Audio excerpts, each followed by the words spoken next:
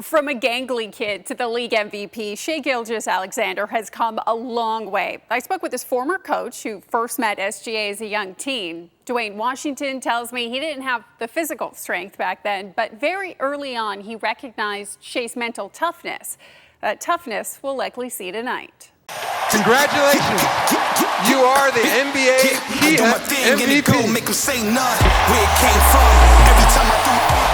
The NBA's most valuable player, Shai Gilgeous-Alexander, stands out. But it wasn't always that way growing up. No, he wasn't a superstar. His feet were already fully grown to where they are now. And he was gangly, so the gross motor wasn't there. But he was very determined and very willing.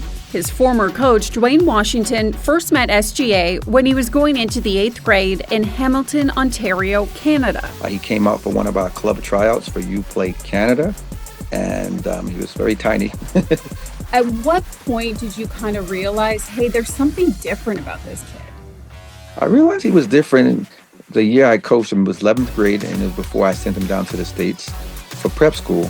And he was my point guard. And we have played older guys. There was Jamal Murray and Thon Maker. They both were NBA players. They were older than him by a year or two.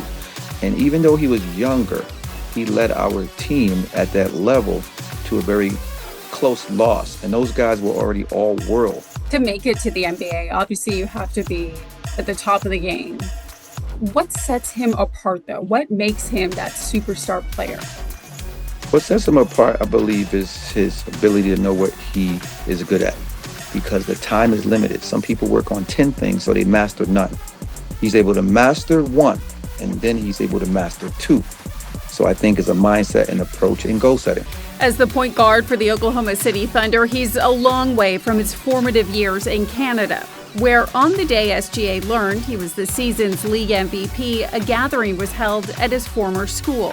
It's a huge inspiration, especially as a young kid coming out of Hamilton, seeing what he's doing. It's a huge inspiration for us. This celebration for an accomplishment only one other Canadian, Steve Nash, has achieved. You can only imagine and get excited about all the kids around the world, but in particular Canadians that will be affected so positively. Steve, obviously, is a pioneer for Canadian basketball.